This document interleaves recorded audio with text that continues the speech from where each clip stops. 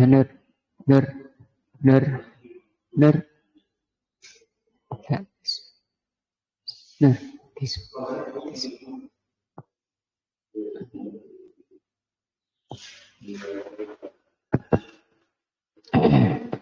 Bismillahirrahmanirrahim. Assalamualaikum warahmatullahi wabarakatuh. Alhamdulillahirabbil alamin wa bihi nasta'in ala amri dunya waddin. Asyhadu an la ilaha illallah wa asyhadu anna Muhammadan abduhu wa rasuluh. Allahumma shalli ala Muhammadin wa ala alihi wa sahbihi ajma'in. Wa ba'du. Kita melanjutkan tafsir juz amma surat Al-Fajr. Yang lalu kita sudah membahas surah ayat yang ke-15, yaitu sikap manusia ketika oleh Allah diberi kenikmatan. Kebanyakan manusia itu malah sombong, malah merendahkan yang lain. Rasa bahwa keberhasilannya itu dari dirinya sendiri. Dia merasa berhak untuk dimuliakan oleh Allah karena dia memang orang yang ahli untuk dimuliakan. Di ayat 16 Allah berfirman, masih menjelaskan watak manusiawi, dan itu watak yang jelek. Wa amma idza mattalahu, adapun manusia apabila diuji oleh kefakiran, faqadara alaihi rizquhu fayaqulu rabbi ahanan. Diuji dengan kekurangan, kesempitan, dia mengatakan, Rabbku telah menghinakan aku. Yakni doyikun, ketika oleh Allah diuji oleh kesempitan.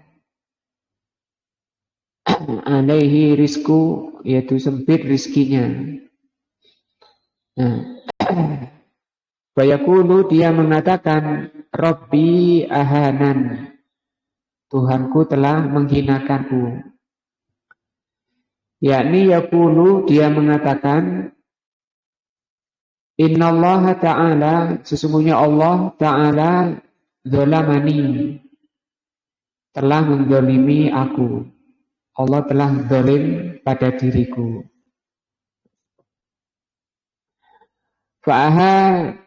Fa'ahanani, sehingga Allah Subhanahu wa ta'ala telah menghinakan aku.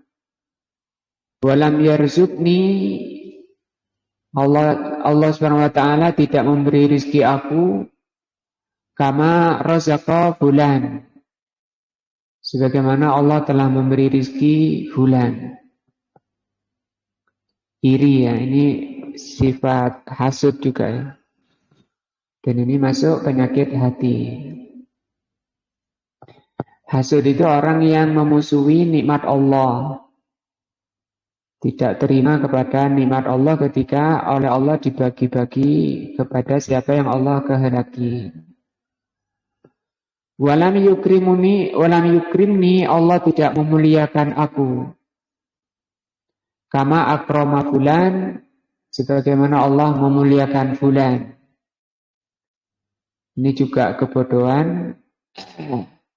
Kebodohan manusia itu menilai mulia dan tidaknya seseorang dengan materi.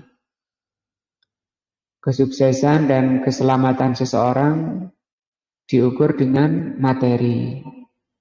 Kalau kata Al-Imam Ibnul Qayyim, ajhalun nas, manusia paling bodoh adalah manusia yang mengukur baik buruk itu dengan harta. Fasara indar roho, maka manusia itu ketika diberi kelapangan, kemudahan dalam masalah rizki, la yashkuru, dia tidak bersyukur. Yajibu binafsihi, dia malah kagum. Yajibu itu kagum binafsihi pada dirinya. Bangga diri. Merasa dirinya karena kepandaian dirinya. Karena keuletan dirinya. Sukses. Wa yaqulu hadza haqqun li. Dia mengatakan ini memang hak saya. Pantas saya itu jadi orang sukses. Karena ulet. Siang malam banting tulang, peras keringat. Wa inda syiddati, tapi manusia itu kalau diberi kesusahan, la yasbiru, dia tidak sabar. Bal ya'taridu ala rabbihi, bahkan dia komplain ya. Pada Rabbnya, komplain pada Allah. Wa yaqulu rabbi ahanan, dia mengatakan Tuhanku telah menghinakan aku. Wa hadza halul insan, ini keadaan manusia. Seperti itu kebanyakan manusia itu seperti itu. Susah ya. Manusia itu susah. Halu'a. Di surat Al-Haqqah nanti kita akan ketemu. Idza massahul khairu manu'a wa idza massahus syarru jazua. Kalau diberi enak itu pelit, manu'a itu pelit. Tapi kalau diberi kesusahan, jazua, banyak mengeluh. Ini diantaranya ayat ini menjelaskan itu. Bi'tibarihi insanan. Demikian keadaan manusia dari sisi kemanusiaannya. Hanya manusia kalau dibiarkan gitu, tidak dibina dengan ayat, dengan hadis, nah itu jelek kondisinya seperti ini. Amal mu'minu falaisa kadzalik. Adapun kalau orang mukmin, nah orang mukmin ini merupakan hasil pembinaan, hasil dari pengkajian ayat-ayat Allah, dan iman ini merupakan karunia Allah, karunia terbesar, karunia terbaik, karena derajat manusia di dunia akhirat itu tergantung keimanannya. Makanya Rasulullah mengatakan innal imana yahlaku, iman itu bisa lusuh, bisa melemah. Nah, kama yahlaku saubu, sebagaimana pakaian itu bisa lusuh, iman itu bisa turun, naik turun. Fas'alullaha an yujaddida imanakum, maka mintalah kepada Allah agar Allah memperbaharui keimanan kalian. Di hadis tadi Rasulullah mengatakan minta kepada Allah. Kenapa minta kepada Allah? Karena hanya Allah yang mampu, dan hanya Allah yang menjadikan orang itu imannya baik, imannya kokoh, imannya kuat. Itu hanya Allah. Makanya dikatakan tadi itu karunia terbaik dari Allah Azza wa Jalla. Makanya sekali lagi tidak ada amalan manusia yang terbaik selain memperbaharui iman. Dengan mempelajari ayat-ayat Allah seperti ini, dengan beramal sholat, banyak zikir, banyak berdoa, minta kepada Allah untuk diperbaharui. Nah, al-mu'minu, orang mukmin itu beda dengan manusia, ya, manusia kebanyakan. Ketika manusia mengikuti watak kemanusiaannya beda dengan orang mukmin. Karena orang mukmin sudah dibimbing oleh nas, sudah diperbarui oleh Allah Azza wa Jalla. Idza akramahullahu wa na'amahu, apabila oleh Allah diberi kenikmatan orang mukmin itu, syakara rabbahu, dia bersyukur kepada Allah ala dzalika. Nah, bagaimana bersyukurnya? Dengan hati dia mengakui bahwa ini semata-mata dari Allah. Yang kedua, dia mengucapkan alhamdulillah. Yang ketiga, dia belanjakan hartanya di jalan yang Allah cintai dan Allah ridai. Itu namanya bersyukur. Dan ini juga tidak mudah kalau manusia hanya mengikuti kemanusiaannya. Wara'a, dan dia melihat atau dia meyakini, orang kaya tadi meyakini, orang mukmin ya, orang mukmin yang sukses itu meyakini annaha, bahwa ini semua keberhasilan yang dia miliki itu fadlun. Apa fadlun? Karunia, ya. Fadlun minallahi azza wa jalla, itu semata-mata kebaikan dari Allah. Fadlun, keutamaan dari Allah, wa ihsan, dan kebaikan dari Allah.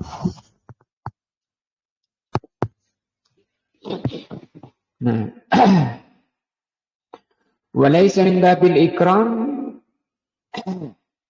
bukan dalam rangka pemuliaan, alladzi yuqaddimu li sahibi ala annahu mustahikun, bukan sebagai pemuliaan sebagaimana telah disebutkan bahwa itu saya sukses karena memang saya berhak. Nah, itu yang tidak benar. Tapi meyakininya seperti tadi, ini semata-mata karunia dari Allah dan kebaikan dari Allah. Untuk dilihat saya ini bersyukur atau tidak. Wa idza mabtalahu Allahu azza wa jalla, orang mukmin kalau diuji dengan kesempitan, kefakiran, nah, wa qadara alaihi rizquhu sabara, dia bersabar. Wahtasaba, dan dia mengharap pahala dari Allah azza wa jalla dari kefakirannya. Sehingga orang mukmin itu kata Rasul apa? Ajaban. Orang mukmin itu kondisinya mengagumkan. Tidak ada jeleknya. Ketika diberi kenikmatan dia bersyukur. Ketika diuji dengan kesulitan dia bersabar. Wa kana khairun lahu, dan yang seperti itu kata Rasul baik baginya. Dan itu tidak terjadi kecuali pada mukmin saja. Maka orang mukmin tidak mengalami kejelekan.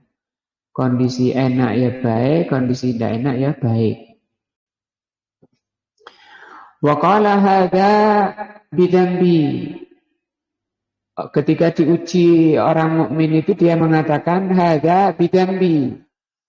Ini merupakan balasan dari dosaku. Wa rabbu azza wa jalla lam yahini, Allah subhanahu wa ta'ala itu tidak menghinakan aku. Walam yadlimni, dan Allah subhanahu wa ta'ala tidak berbuat zalim kepadaku. Yang zalim itu ya diri kita sendiri. Yakunu sabiran indal bala, sehingga orang mukmin itu sabar ketika diuji. Syakiran indar raha, dan bersyukur ketika diberi kelapangan. Wa fil ayataini, di dalam dua ayat ini, ayat 15-16 surat Al-Fajr, isyaratun, mengandung isyarat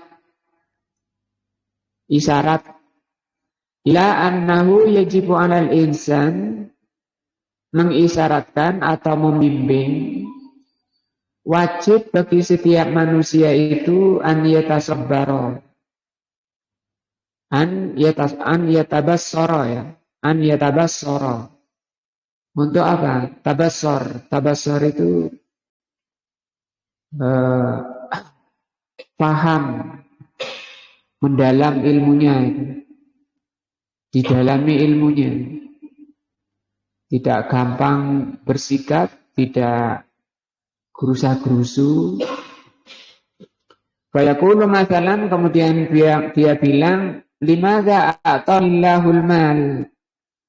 Nah, caranya tabassur itu, caranya memahami itu, untuk apa Allah Subhanahu wa taala memberikan aku harta? Kenapa saya ini oleh Allah dijadikan orang kaya, orang sukses? Mada yuridu minni, apa yang Allah inginkan dari aku? Ini namanya tabassur.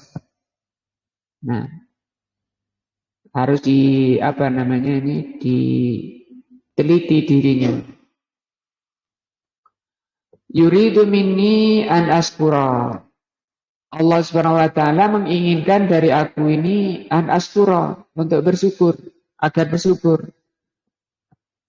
Bahkan kalau kita lihat riwayat-riwayat salaf soleh, mulai dari Rasul dan sahabat, seperti itu. Sampai kadang lupa pada dirinya, ketika mempunyai langsung sedekah. Rasulullah sendiri kalau sedekah sampai habis seluruh hartanya, beliau siap. Abu Bakar,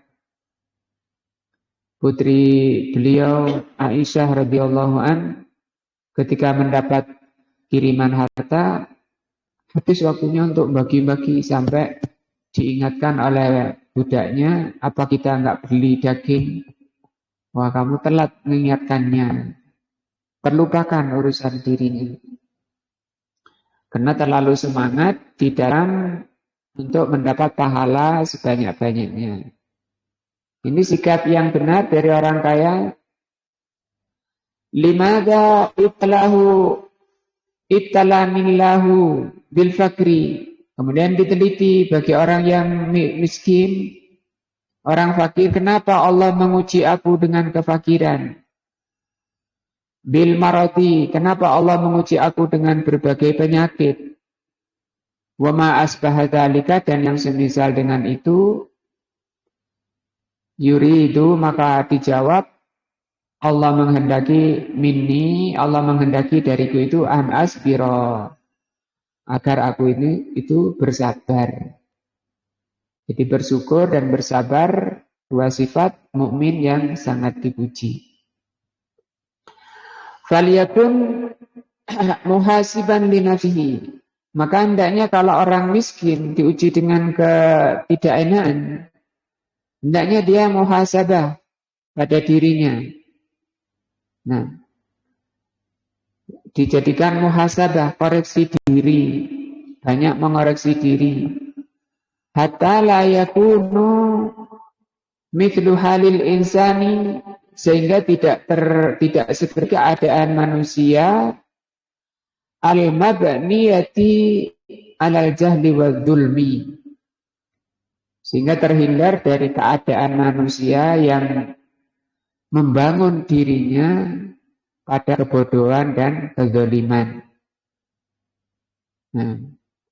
Nah, ayat ini menjelaskan tentang sifat dan watak orang yang membangun dirinya di atas kebodohan dan kezaliman.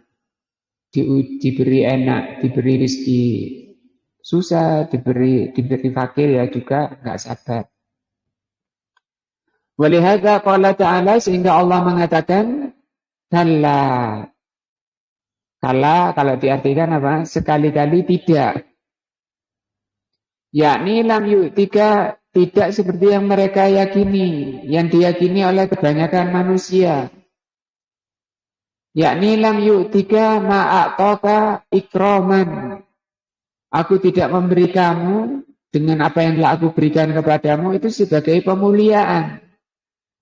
Laka li'annaka mustahikun, bukan sebagai pemuliaan karena engkau memang orang yang berhak. Walakinahu tafaddalun minhu, tapi itu semua merupakan karunia dari Allah, bukan apa? Pemuliaan. Walam yahnika hina qadara alaihi rizquhu, dan bukan sebagai penghinaan ketika oleh Allah diuji, ditahan rezekinya. Nah, bal hadza muqtada hikmatuhu wa adluhu, tapi kefakiran itu mengikuti hikmah Allah, kebijaksanaan Allah dan keadilan Allah Azza wa Jalla. Nah, kadang di dalam hadis disebutkan, kadang orang itu kalau diberi kaya, agamanya rusak. Nah, dia bisa bagus agamanya kalau kondisi miskin. Karena kasih sayang Allah, maka Allah menjadikan orang itu miskin.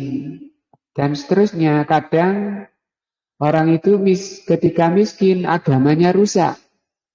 Maka oleh Allah diluaskan, dilapangkan rezekinya. Nah.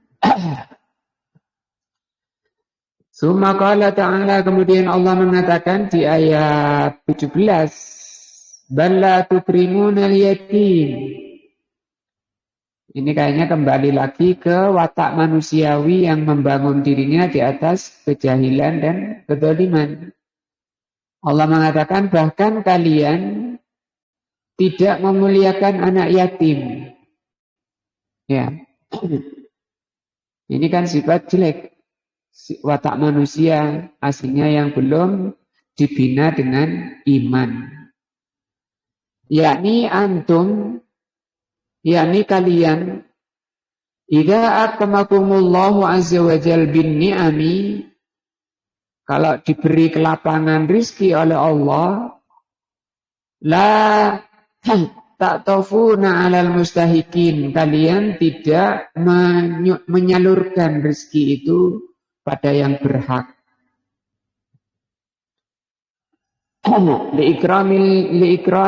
liikramin untuk memuliakan, wahum al-yatama, untuk menyalurkan pada yang berhak, yaitu para yatim. Yatama jamak. Fal yatimu maka anak yatim, fal yatimu maka yatim guna ismu jinsin. Yatim itu jenis. Laisal muradu yatiman wahidan, bukan satu anak yatim. Bal jinsul yatama, tapi jenis yatim. Wal yatimu qala ulama, yatim itu siapa? Ulama mengatakan huwa, yatim itu alladzi mata abuhu. Yatim itu orang yang bapaknya mati qabla bulughihi, sebelum anak itu balik. Min zakarin au unsa, apakah anaknya itu laki atau perempuan. Wa amaman man matat ummuhu, tapi kalau yang mati itu ibunya, falaisa biyatim, maka itu tidak disebut yatim. Wa qauluhu ta'ala al-yatim, bahkan kalian tidak memuliakan anak yatim, yasmilul fakir minal yatama, meliputi anak yatim yang fakir, wal ghina atau wal ghani, maupun anak yatim yang kaya. Bapaknya kaya, mati. Nah, maka di sini pemuliaannya mungkin bukan dengan harta, karena pemuliaan tidak selalu dengan harta, karena anak yatimnya kaya. Li'annahu yanbaghi al-ihsan ilaihi. Tapi dengan apa? Dengan berbuat baik padanya. Bahkan ada hadis kalau orang itu melihat dirinya, hati dirinya itu keras, Misalnya hati kita ini keras. Bagaimana cirinya orang keras itu?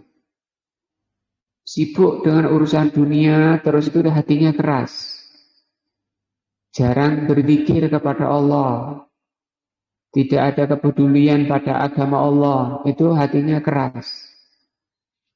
Kata Rasul SAW, barang siapa melihat hati dirinya itu keras, hendaknya dia mengusap kepala anak yatim.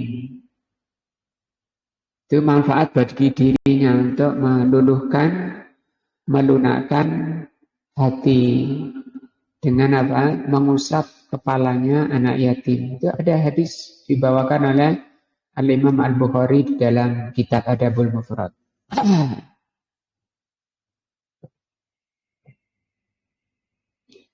Nah, karena hati yang paling dicintai Allah itu hati yang paling lunak, hati paling lembut.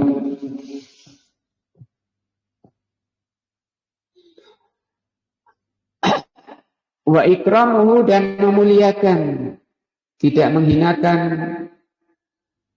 anak yatim. Li'annahu in kasara qalbuhu, karena anak yatim itu hatinya sedih. Bifaqdi abi, karena ditinggal oleh bapaknya. Wa man yaqumu bimasalihi, dan ditinggal oleh orang yang biasa mengurus kemaslahatan dirinya sudah tidak ada. Fa'ausallahu ta'ala bihi hatta yazula, maka Allah mewasiatkan di ayat 17 ini kepada kita. Ya, wasiatnya apa? Menghilangkan hadzal kasri, kesedihan yang ada di hati anak yatim.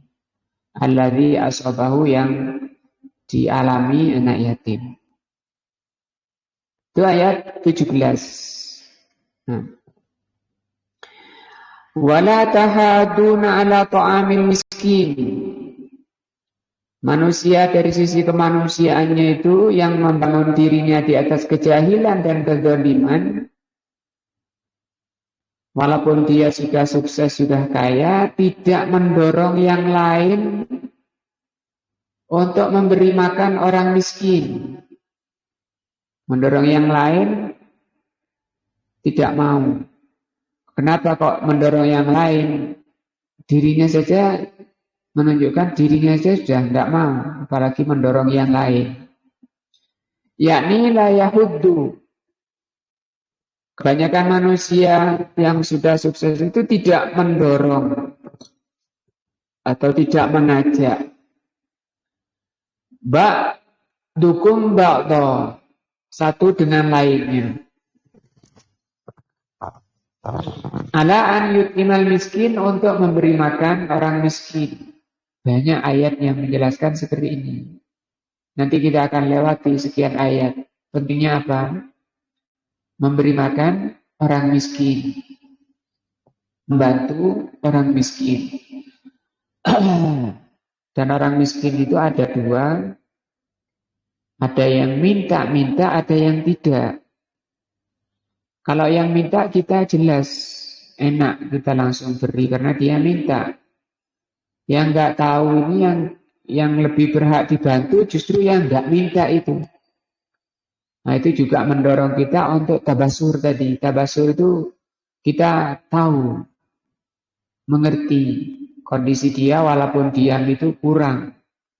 Nah, butuh bantu itu yang lebih besar pahalanya membantu yang tidak minta, menjaga kehormatan dirinya. Di banyak ayat lisa'il wal mahrum.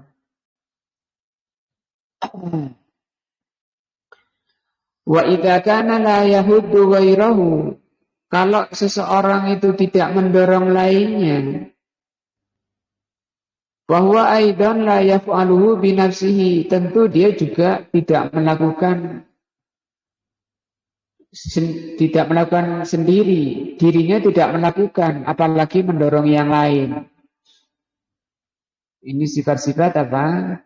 Pelit, ini penyakit hati.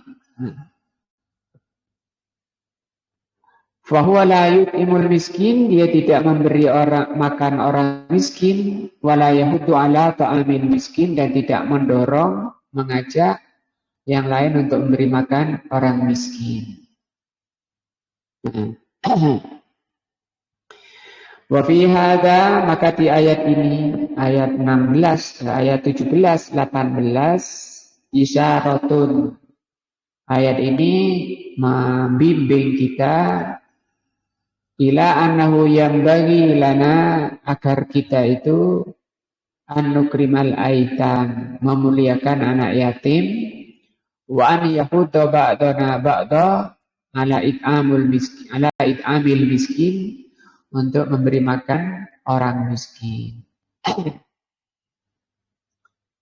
Nah, tidak boleh, orang mukmin itu tidak boleh apa? Cuek, ya. Tidak tahu menahu, pangku tangan, yang sendiri. Padahal tahu dia, saudaranya, tetangganya lapar. Bahkan Rasul mengatakan, la yu'minu.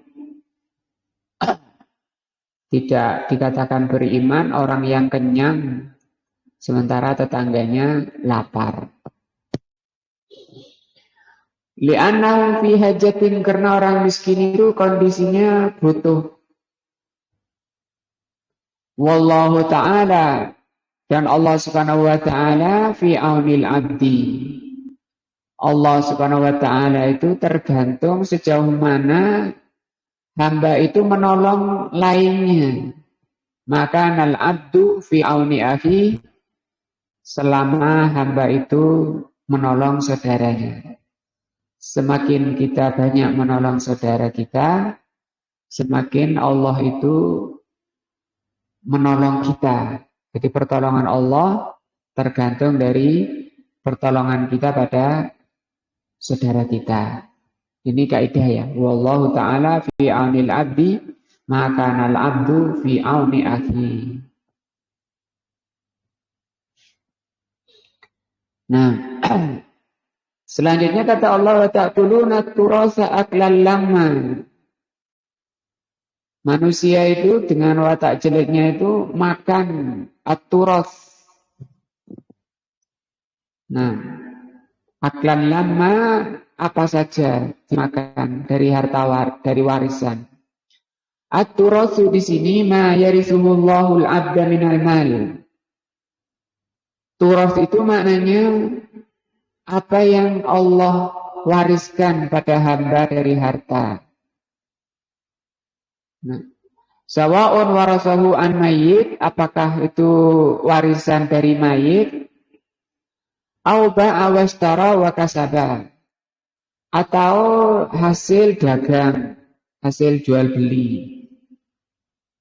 Sampai tidak mikir tetangganya tadi, nggak mikir anak yatim, nggak mikir orang miskin, di eman-eman banyak makan. Au kharaja ilal bar, atau seorang itu keluar ke tanah lapang, wa ata bima yati min asabin wa hatabin, atau orang itu keluar ke hutan untuk mencari kayu bakar, digendong kayu bakarnya, dibawa ke pasar, dijual. Itu harta juga. Nah, artinya walaupun digambarkan seperti ini, sampai cari kayu dipikul jual, kalau Allah kasih sukses, jangan makan sendiri. Faturasu ma yarithul insan, maka turas apa yang dimiliki manusia. Au ma yurithul insan minal mal, atau apa yang diberi oleh Allah pada manusia berupa harta.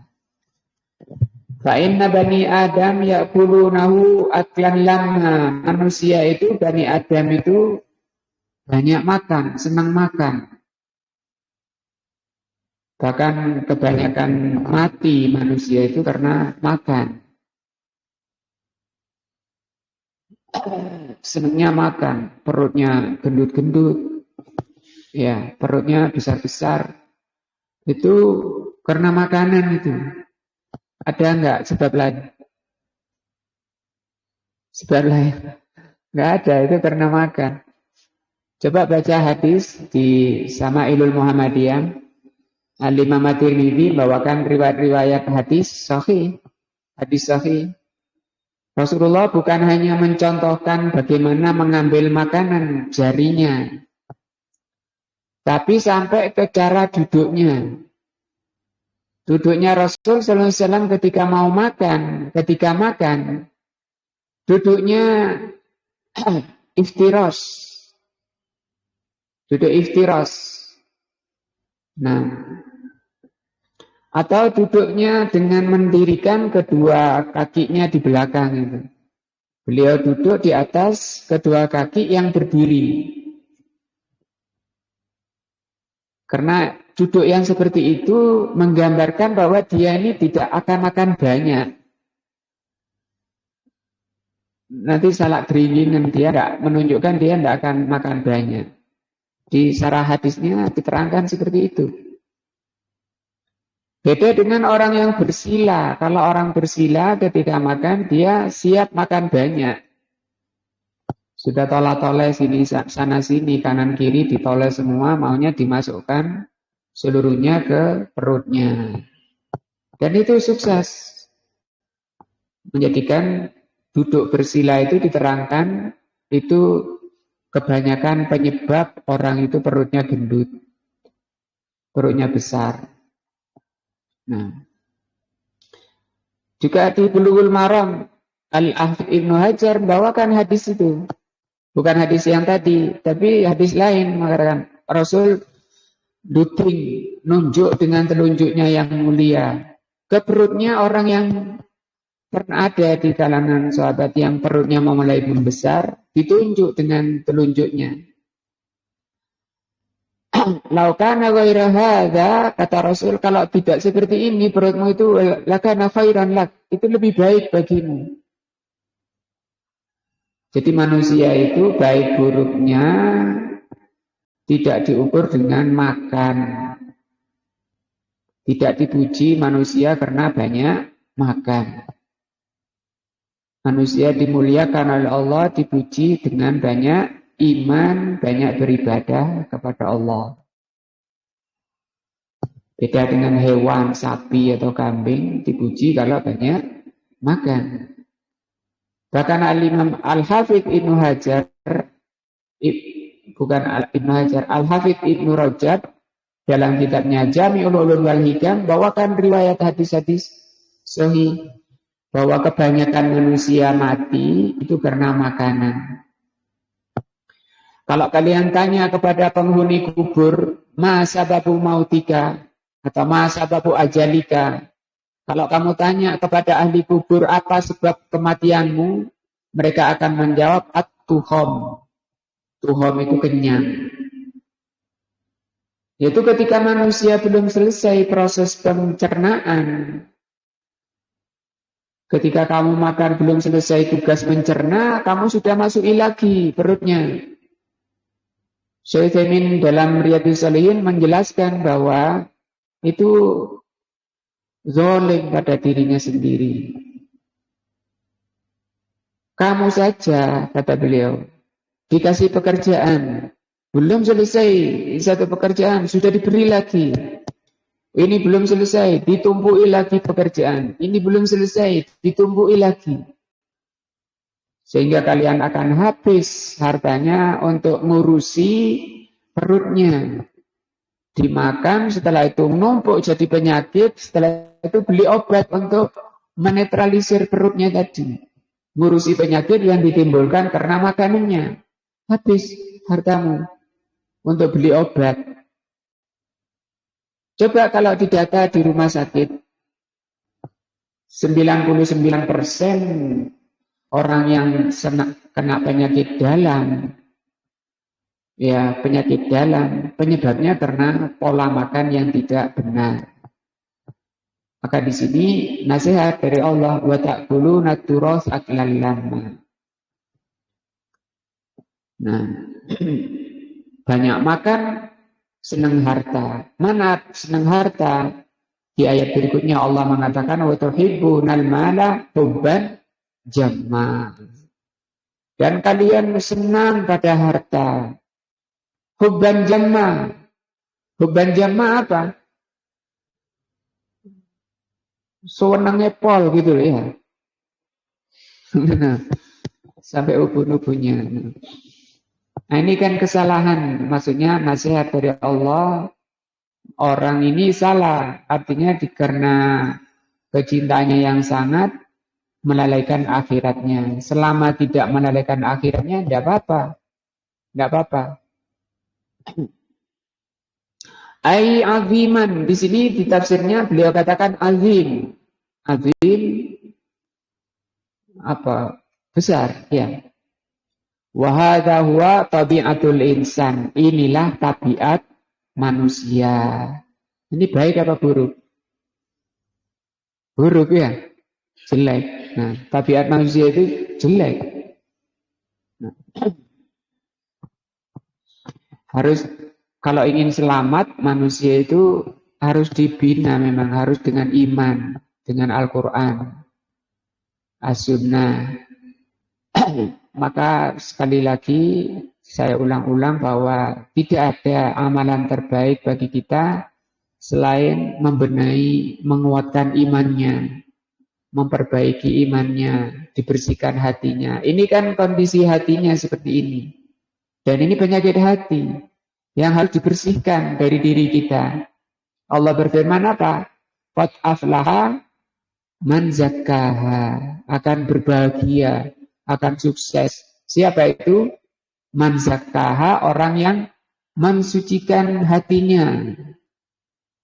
Dan akan binasa orang yang mengotori hatinya. Dibiarkan seperti ini. Wa qad khaba man dassaha. Dan yang bisa membersihkan hati itu hanya Allah.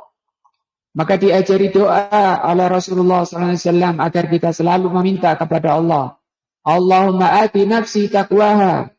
Ya Allah, berilah ke dalam hatiku ini ketakwaannya. Wa zakkiha, dan bersihkan ya Allah. Juga dalam sholat kita selalu membaca Allahumma ba'id baini wa baina khotoyaya. Ya Allah, jauhkan antara aku dengan kesalahanku. Ini doa meminta kepada Allah agar saya ini jauh dengan kesalahan. Karena kesalahan itu akan mengotori hati. Kama ba'ata bainal masyriqi wal maghrib, sebagaimana engkau menjauhkan timur dan barat. Jadikan saya di timur, kesalahan itu di barat, tidak bertemu denganku.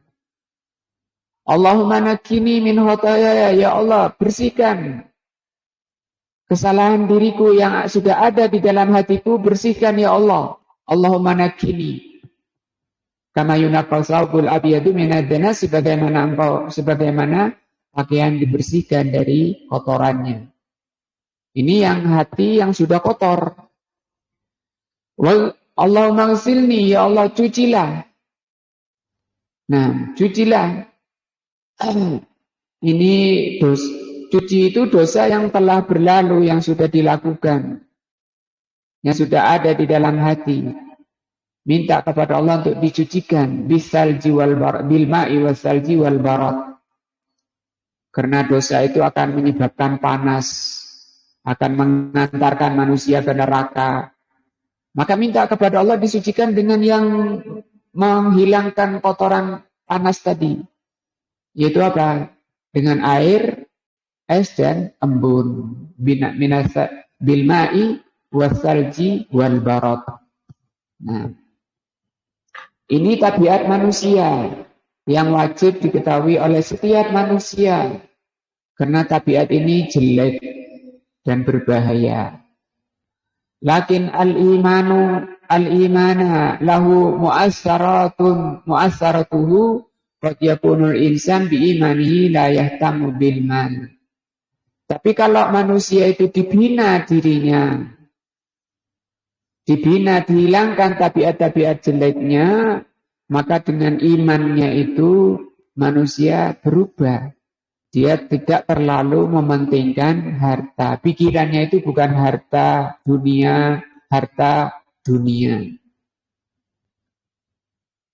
Rasulullah bersabda, man kanatid dunya hamuhu, barang siapa yang dunia itu cita-citanya, pikirannya dunia, yang dianggap penting, yang lebih dipentingkan itu dunia, apa kata Allah, kata Rasulullah SAW, farraqa amrohu, Allah cerai-beraikan urusannya.